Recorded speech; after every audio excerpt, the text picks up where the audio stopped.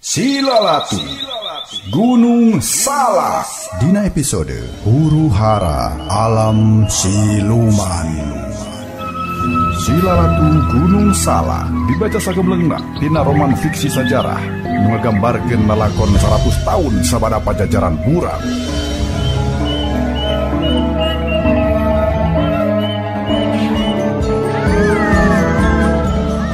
Tong hilap subscribe jempolna bagikeun di medsos para wargi sadaya. Sareng diantos pangrojong tur silaturahmina di kolom komentar. Kasugri pamirsa, urang sami-sami pedar cerita dongeng Sunda pedaran Kang Gilang karya Aan Merdeka Permana dina judul Silalatu Gunung Salak. Silalatu Gunung Salak. Silalatu Gunung Salak dina episode Huru-hara Alam Siluman. Jeung ngadangukeun Waluya Dongeng Sunda. Waluya Dongeng Sunda.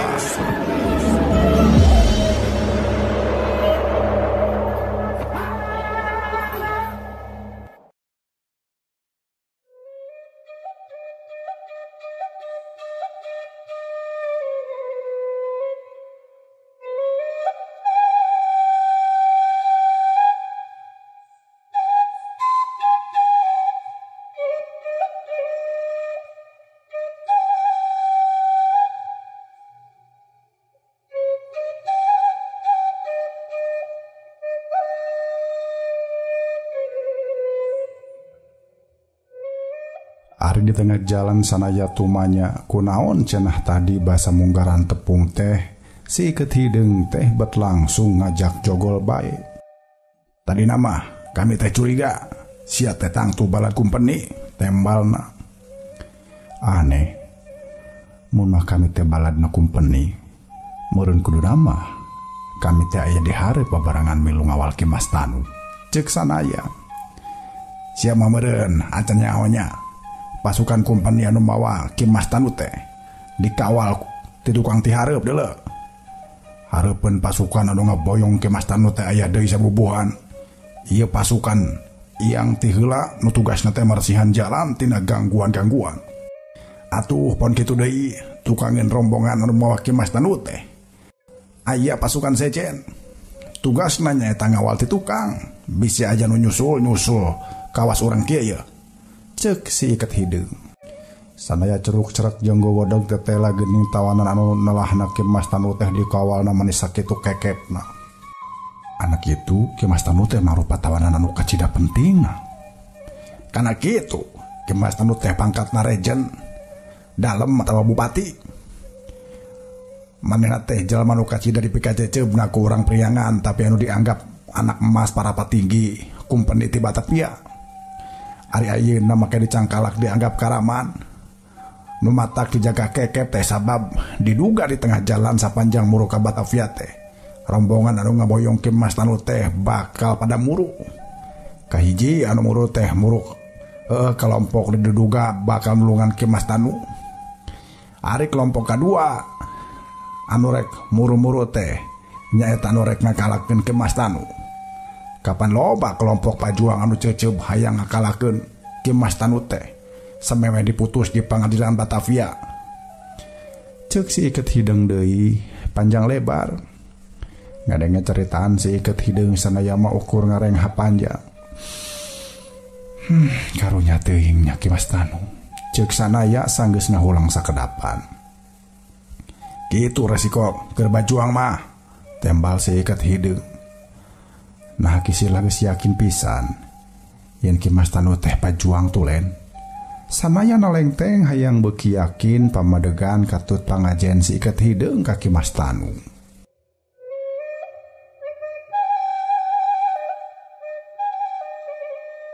Nya sanajan tacan bisa manggihan bukti oge aing mah ngarasa yakin yen Ki Mas Tanu teh pajuang tulen. Ari kangaranan pajuang mah moal ngarepkeun jasa moal ngarepkeun tumarima. Malah leuwih ti kitu teh pikeun perjuanganana moal ngarepkeun pamuji jeung maksa-maksa neangan ngaran hade. Malah jang kepentingan perjuangan aya pajuang anu leudeung dipepahe ku bangsana sorangan sok asal tugasna laksana. Cek si ikat hidung deui. Nah Ki Mas Tanu teh kira-kirana mangrupa pajuang anu kitu pandena kisilah. Sanaya beuki ngarasa penasaran bae. Bisa jadi kitu. Kami boga sangkaan Ki Mas Tanu anu geus dibareto jadi utusan Kanjeng Haji Prawatasari supaya daek culundup ka jeroeun kakuatan kumpeni. Cek cohagna Ki Mas Tanu teh diutus kudu pura-pura bilu ka kumpeni. Kajen resikona dijajeleh bangsana sorangan mah. Mun nya kitu teh ieu pancen nu kacida beratna. Hiji pancen anu pinuh Rusia, anu indung suku sorangan oge ulah dibejaan. Sabab lamun kanyahoan kudengeun meureun nya gagal pancen teh. Si ikat hideung nembongkeun pamanggihna. Nya ieu teh kitu. Aing mah ukur ngareka-reka, ukur ngira-ngira. Tapi aing teh apal pisan kana pangabisan Kanjeng Haji Prawatasari. Kanjeng Haji teh ahli pisan dina akal-akalan. Loba jalan pikiran anu hese ditebakna dina ngatur prajurit teh. Balad kompeni anu sumebar di satatar priangan teh ngarasa bingung jeung geumpeur sabab pasukan Haji Prawatasari teh pinter nyumput dinu caang atau angot dinu buni. Cek urang kompeni oge disebutna pasukan siluman Haji Prawatasari cenah. Meureun maneh jujuluk siluman oge alatan hese ditebakna. Omong si ikat hideung. Sanaya unggek-unggekan ari seket hideung mah geus cacarita deui. Geura kumaha arek teu bisa ditebak. Hampir kabeh rejen atau bupati sapriangan eueuh anu betus ka kumpeni di mana pasukan siluman Haji Prawatasari nyumputna. Ari disebutkeun jauh da deukeut. Dina ngarurug markas kumpeni teh mending dadak jeung sakotea pisan. Ari disebutkeun deukeut da jauh hese diberikna. Kapan ari lagu dibrik mah bat los-los nyawa ka mendi. Malah cek sakaol mah bisa tilem, bisa nobros bumi atau bisa ngiles milu ka bawah ku heabna angin peuting. Sakumna bupati sapriangan kolu tumamprak kana ancaman kumpeni tibatan ludeung ngabetuskeun di mana Kanjeng Haji Prawatasari katut wadia balad nyumputna. Atuh kitu sababna loba rejen di tatar priangan anu dihukum sabab dituring geus saengko jeung Kanjeng Haji Prawatasari. Ki Mas Tanu oge anu pajar anak emasna para patinggi kumpeni ti Batavia teh. Angger we dicangkalak geus katohian ngilungan pasukan Kanjeng Haji. Ceuk si ikat hideung nyaritana mending ngabuis panjang lebar. Mun nya kitu, lubar kapanasaran kami teh ka Ki Mas Tanu. Omong sanaya dumareuda bakat tingku kagagas ku talajak Ki Mas Tanu. Kami teh teu bisa ari ngabuktikeun yen Ki Mas Tanu marupa utusan Kanjeng Haji Prawatasari mah. Tapi kami ngarasa yakin yen paripolah Ki Mas Tanu salila ieu lain tujuanna hayang ngadoreksakeun bangsana sorangan.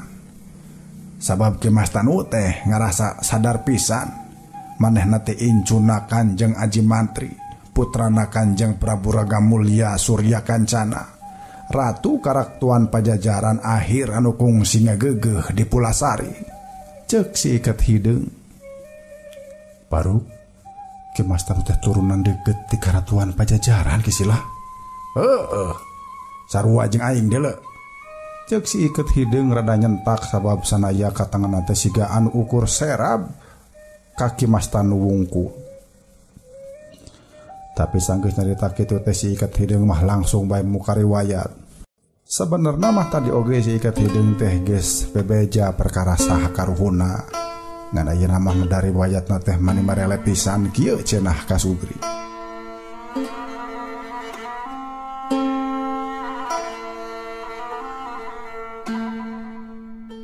Dina zaman Pajajaran akhir anu lumangsung kira 100 tahun kaliwat. Cek ukuran waktu sanaya ngalalakon nyaeta tahun 1578. Kanjeng Prabu Ragamulya Surya Kancana teh ninggalkeun karaton anu perenahna di Pakuan. Para mitra eta karaton Pakuan teh nyaeta anu 100 tahun ti harita geus robah jadi leuweung. Anu ku urang priangan katelahna teh leuweung Pajajaran teh tur kiwari mah lelawak urut leuweung Pajajaran teh ngajang gelek jadi kota Bogor.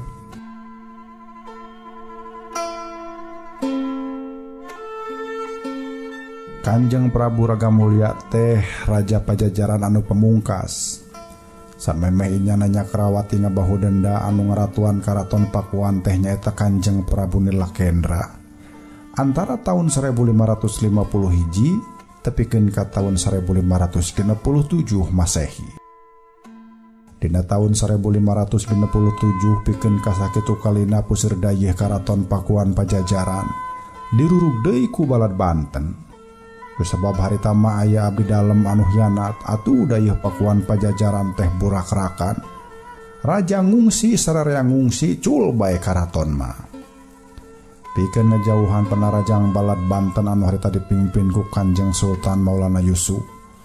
Panerus anu nyekel karatuan teh henteu Nyakrawati di Pakuan tapi di tempat pangungsian nyaeta di mumunggang Gunung Pulosari.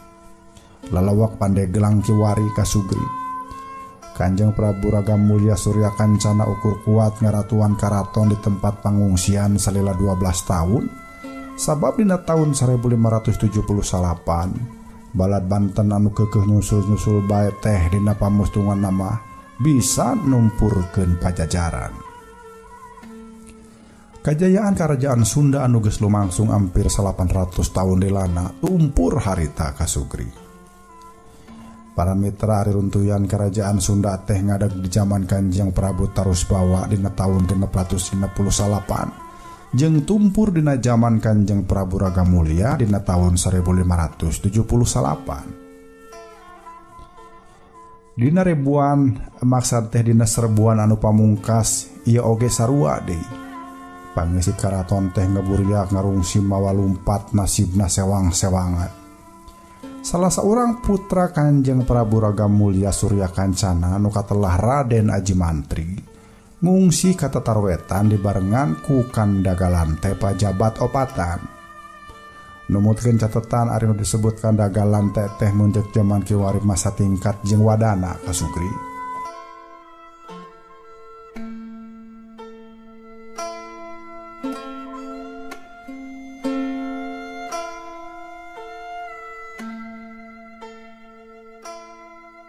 Eta Kandagalan teh nu opatan teh katelahna nyaeta nu kahiji disebut Sanghyang Sayang Hawu atawa Jaya Perkosa. Anu kadua Batara Dipati Wiradijaya, anu katilu Sanghyang Kondang Hapa, jeung anu kaopatna nyaeta Batara Pancar Buana atawa Terong Preot. Eta Kandagalan teh anu opatan teh diiluan ku Aji Mantri muru ka Karatuan Sumedang Larang. Anu harita ukur di Cakrawatian ku Kanjeng Pangeran Gisan Ulun. Kandagalan teh nu opatan mangadep ka Kanjeng Prabu Gisan Ulun saja nyarenkeun mahkota Raja Pajajaran katut hiji bedug pusaka. Kasugri pamiarsa, mahkota Raja Pajajaran katut bedug pusaka Pajajaran tu kadanget Kiwari aya disimpen di Museum Gisan Ulun di Sumedang.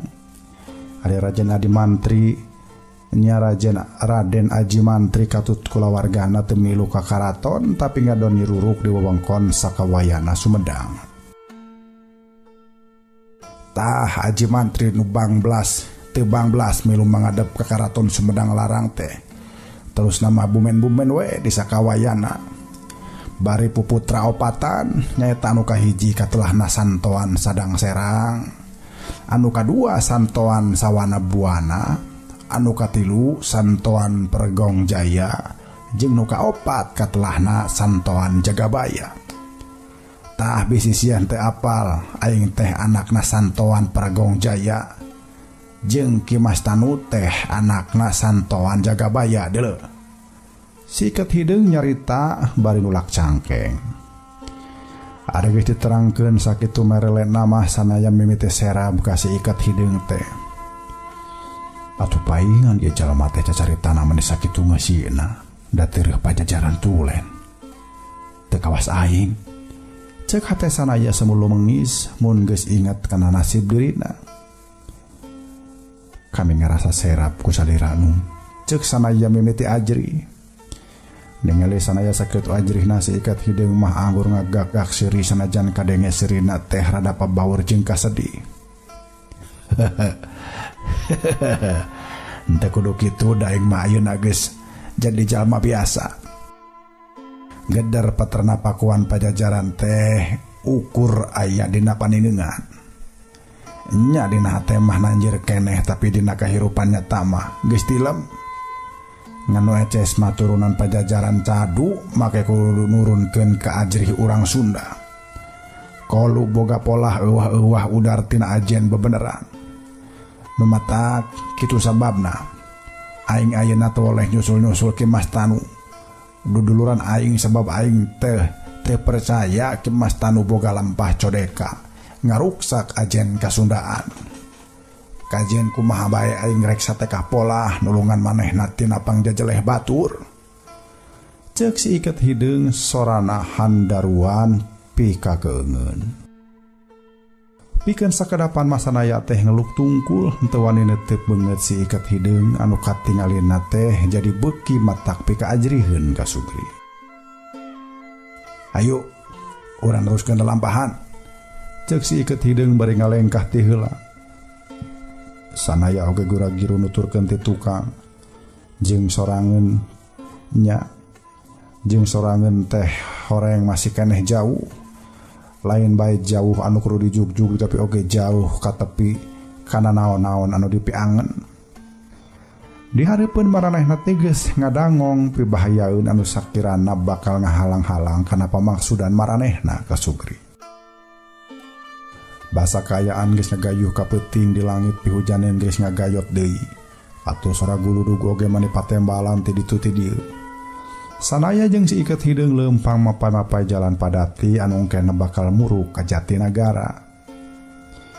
Ceuk hitungan si iket hideung pasukan kumpeni anu ngaboyong ki Mas Tanu teh tangtu bakal reureuh heula di Jatinagara. Atuh ku sebab kitu manehna oge nyarita ka sanaya yen sabisa-bisa dina peuting ieu dina peuting ieu keneh maranehna teh kudu bisa nulungan ki Mas Tanu. Bener kisilah. Dina peuting ieu urang kudu bisa nulungan ki Mas Tanu. Ceuk sanaya ngengklokan mani geus teh sabar pisan. Tapi sia ulah gagabah. Ngadeketan ki Mas Tanu teh henteu gampil kitu bae. Sameme urang bisa tembus ka pasukan anu keur ngawal ki Mas Tanu, urang bakal adu hareupan jeung rupa-rupa gangguan. Omong si iket hideung. Kami nyaho urang teh pasti bakal adu hareupan heula jeung pasukan anu aya tukangeun ki Mas Tanu. Tembal sanaya. Lain eta bae.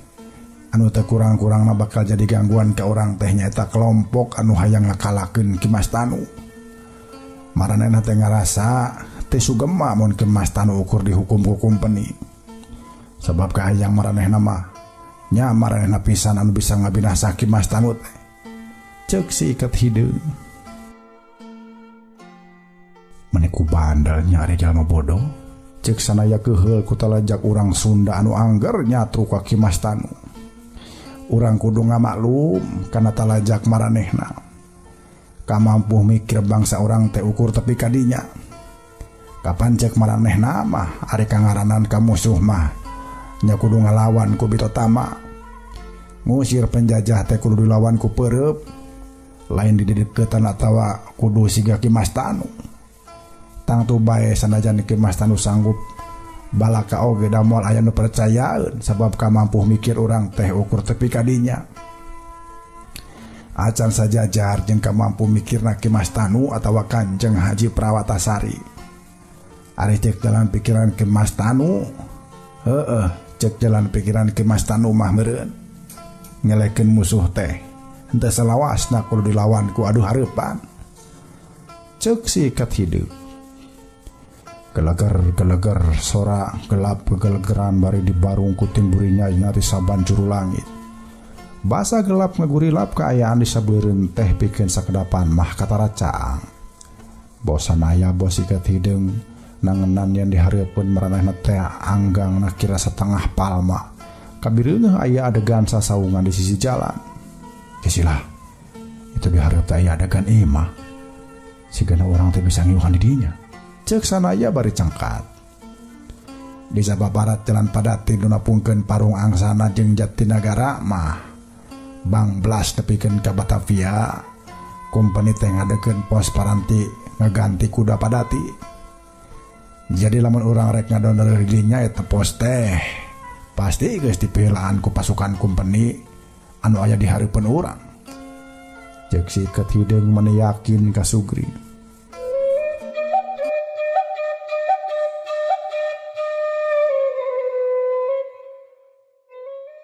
Ngadenge yen di pos pangreurehan teh bisa jadi aya sabubuhan kompeni, hate sanaya mani curing ha. Eueuh, kumaha tuh? Nah eta kompeni teh rek dirurug bae ayeuna. Cek sanaya bari singkil. Montong gagabas ya. Tujuan orang mah ukur rek nulungan Ki Mas Tanu. Lain rek beta tama jeung balad kompeni. Jadi saumpama teh perlu teuing mah urang teh ulang ajakeun maneh adu hareupan jeung balad kompeni. Omong si iket hideung. Jadi kumaha atuh ayeuna? Cek sanaya nutur-nutur jalan pikiran si iket hideung. Urang talung tik we bade rarencepan.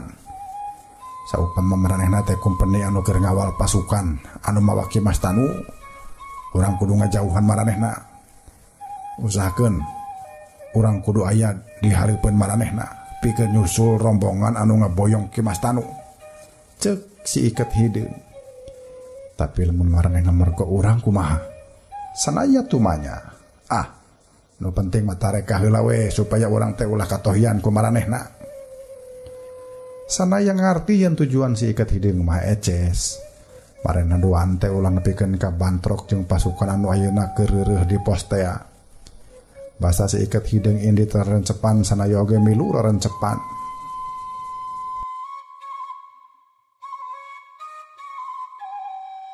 Lalempang na ongko-ongkoan namun sakalin awakna ngagilisir kana rungkun oge diusahakeun ulah kadenge ngagilisir. Basa geus deukeut ka tempat pangreueuhan teh tela bener sangkaan si iket hideung teh. Da eta tempat manigali tuk anggota kompeni keureueuh. Nu matak awas teh kusabab maranehna mah makal lantera anu dihurungkeun digantungkeun di juru pos. Sabot duana keur dodongkoan ti jauhna kadenge anu ngomando. Serbu cenah. Kurang ajar aja nu miheulaan euy. Ceuk si iket hideung keheuleun pisan sabab asa kaganggu. Pasukan kompeni anu keureueuh di pos teh dirurung ku baladna Ki Manggala ka Sugri. Nyoso teh da sanaya mah apal kana cara-cara baladna Ki Manggala dina ngarurug musuh. Sok mere tanggara ku ngahuit niron-niron sora manuk incuing. Sanaya oge sarua jeung si iket hideung ngarasa mentegeg ku ayana serangan balad Ki Manggala teh. Henteu rek mentegeg kumaha. Sabab mun aya serangan kana tangtu kompeni teh jadi waspada jeung ati-ati. Serbu, podaran kompeni. Kadenge baladna Ki Manggala tinggorowok bari mentangkeun Jamparing anu geus meunang ngahuru. Atuh basa Jamparing ting belesat teh katarana mah siga seuneu ngapung ngablesat. Oh, hak. Sawatara balad kompeni aya nu ting jarungkel bari ting carerit. Lume Jamparing anu tungtung aya sinuan ngaboblat teh nancep kana mamarasna. Ari adegan pos teh diwengku tina kai jeung hateup injuk. Atuh barang kakeunaan ku seuneu teh puguh we mendingan sakotea pisan. Ku kahuruannana pos balad kompeni beuki katangan gempeur malah loba anu milih lumpat nyalametkeun maneh tibatan ngayonan musuh mah. Ukur sakedapan balad kompeni tigis bubar katawuran. Lolobana birat katebeh kulon meureun rek gabung ka baladna anu keur ngawal Ki Mas Tanu. Mireungeuh loba anggota kompeni anu birat kakulonkeun si iket hideung guat luncat niatna mah rek megat-megat. Sanaya oge teu tinggaleun rekat megatan kompeni manehna surti kana pamaksudan si iket hideung anu hayang ngahalangan balad kompeni supaya ulah nepikeun ka gabung jeung pasukan nu aya di hareup. Sanaya siap ruhkeun sakumna balad kompeni. Saurang oge ulah aya nu lolos di ieu tempat. Ceuk si iket hideung bari bukbak nyacer musuh. Sanaya katempombung eleh nurutan pola si iket hideung atuh duanana siga nu saengan papaheula nyacer balad kompeni. Hiji tah Cek si ikat hidung bari nonjok iga burung balad kumpeni ditempas ku sanaya. Dua tah kituna teh manehna mah bari ngahembatkeun dampaleungeun ka tuhuna. Sakali ngahembatkeun dua balad kumpeni teh ngajong jolong ti kusruk kana rungkul. Buk-bak balad kumpeni teh narungtutan diperuhkeun ka Sugri. Ngan bos si ikat hidung bos sanaya siga anu badami ngungkulan jeung ngelehkeun musuh teh henteu ari jeung maehan sagala rupa anu penting mah musuh teh teu walakaya we. Sakedet netra oge balad kumpeni teh teteh geus diperuhkeun kabehanana ting jalolor ting golepak. Basa balad Kimbanggala nyusul ti tukageunana marehna teh kageteun sabab kabireungeuh balad kumpeni teh geus ngajahjar kabeh bari jeung teu nyaho saha nu ngakalakeunana. Ngan ku sebab nenjom musuh geus teu walakaya marehna geuwat lelumpatan muruk ka tebeh kulon. Taksiran baleudna Kimbanggala oge niatna mah sarua rek nyusul pasukan pasukan kumpeni anu keur ngaboyong Ki Mas Tanu. Sabot kitu ari Jamparing seuneu mah terus-terusan ting belesat atuh hateu pos teh beukeung ngabebelah bae kahuruan. Loba anu kapanggang ku Jamparing seuneu. Anu akal rada panjang mah basa aya Jamparing nancep teh geuwat bae ku gulingan kana dina tanuh baseuh. Kilang kitu ari tatuna mah henteu bisa diubaran dumeh gugulingan dina taneuh belok. Sawareh deui geuwatnya rumput di jero pos. Tapi basa hujan turun menengah gebret balad Kimbanggala henteu bisa ngagunakeun panah seuneu deui. Sabalikna deui ari pasukan kumpeni mah bisa ngabekaskeun bedilna. Bedil ngelawan Jamparing hasilna mah korban ti dua pihak kanana teh kadenge ting jararit. Sabot ngabandungan anu keur perang campu si ikat hideung ngajakan sanaya. Ayo Indit, cenah. Indit ka mana? Sanaya ngajengjen heran manehna heran kunaon di dieu keur memejehna aya paperangan tapi si ikat hideung mah ngadon ngajak Indit. Ulah ngabodo-bodo maneh. Kira naon make mantuan batur. Kapan tujuan urang sabenerna mah daek lulungan Ki Mas Tanu. Tibatan ngalalajoanan anu keur perkelan pati mah mending muluh we miheulaan ka hareup. Hayu cayat.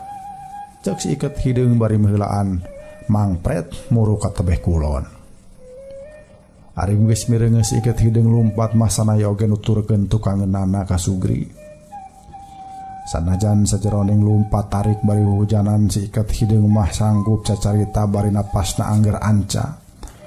Ukur netelakeun yen si ikat hideung teh jagoan pisan ka Sugri. Dijagigireun ngarugikeun urang. Nya untungna balad Kimbanggala teh ngalurug pasukan kumpeni teh. Aya untungna. Cek si ikat hideung anggar lumpat tarik. Kumaha untungna kitu? Cek sanaya si gendut acan ngartieun. Pasukan kumpeni anu ayeuna keur dirurug teh sabenerna mah geus ngawal pasukan hareupeunana. Nyaeta anu keur ngaboyong Ki Mas Tanu. Ku dirurugna eta pasukan ukur ngandung harti. Pasukan kumpeni anu keur ngaboyong Ki Mas Tanu teh ayeuna mah teu dikawal. Hartina urang bisa jongjon nulungan Ki Mas Tanu. Tembal si ikat hideung nerangkeun. Sanaya unggek-unggekan tanda ngarti. Tapi rugina keur urang oge aya sabab pasukan anu aya di hareup teh dina hiji waktu tangtu bakal nyahoeun pasukan tukangeunana ngalaman gangguan. Lamun geus kitu marehna teh tangtu bakal leuwih caringcing. Ceuk si ikat hideung deui. Supaya henteu boga waktu jang mikir kitu, atuh urang teh kudu kuat-kuat ngajorak maranehna. Cek sanaya. Bener pisan. Urang ulah mikiran waktu. Ayeuna keneh pisan maranehna teh kudu dikempur. Tembal si ikat hideung bari beuki narikan lumpatna. Malah lumpat si ikat hideung teh ka tangan beuki tarik bae saliwat masiga anu hayang ngadoja nepi ka mana pangabisa sanaya. Nah ilmu lumpatna bisa mapakan manehna atawa henteu? Sabenerna mah sanaya teh henteu boga niat rek ngayonan ngan ku sabab kukumaha bae oge manehna teh kudu geuwat tepi ka anu dituju atuh manehna oge sarua ngagunakeun ilmu lumpat ka Sugri. Jalan padati anu katinggang hujan ngagebret teh geus kalimpudan ku Cileuncang malah sawareh mah geus jadi letak anu ledok ka Cida. Tapi hebat masa kitu jalaneun geus Belok teh lumpat si ikat hidung mah angger tarik. Kitu nate bari jeung henteu kadenge ngecepretna. Atuh make ting balesak angot make ting balesak kana taneuh mah. Ningali ieu kaayaan sanaya ukur bisa neguh yen si ikat hidung teh boga keahlian dina ngentengkeun awak nepikeun ka dampal sukuna henteu dapak berat kana teh tincakeun. Kusabab si ikat hidung lumpatna anggar tarik atuh sanaya oge kapaksa ngaluarkeun ilmu lumpat anu kumanehna dipiandel teh nyaeta Kijang Mesat, ilmu pamere guruna. Ari ilmu Kijang Mesat teh lumpatna ngagunakeun indung sukuan ditotol-totolkeun kana titincakeun. Lamun di tempat anu caang mah eta ilmu Kijang Mesat teh bisa dipake kalawan gampang sabab indung suku bisa milihan tincakeun. Nyaetna sakur batu anu dinonjol atawa taneuh anu renjul. Tapi ari dina kaayaan keur poek mongkleng mah sanaya teh dari puheun batu anu nonjol teh salawasna katingali. Taneuh mah deui geus moal aya nu teuas atuh ku kituna basa sanaya ni milih tincakeun teh sakapeung mah kadenge ngecepret atawa ngablesek sabab manggih tincakeun anu ledok atawa baseuh. Sanajan gancangna teh bisa maksudnya sanajan gancangna bisa mapakan si ikat hidung, tapi ari palebah lemesna lumpat mah sanaya teh eleh. Da kapan ari si ikat hidung mah sukuna teh teu kadenge nincakna naon. Kasugri pamirsa, mitra kaum dangu anu mulia, urang cekapkeun dugi ka dieu heula pedaran carita dongeng Sunda Kang Gilang dina judul Silalatu Gunung Salak karya Aan Merdeka Permana. Urang tepang dangu deui enjing di channel YouTube Dongeng Sunda Kang Gilang, Gilang Kasna di channel. Wilujeng kantun Waluya Dongeng Sunda. Waluya Dongeng Sunda.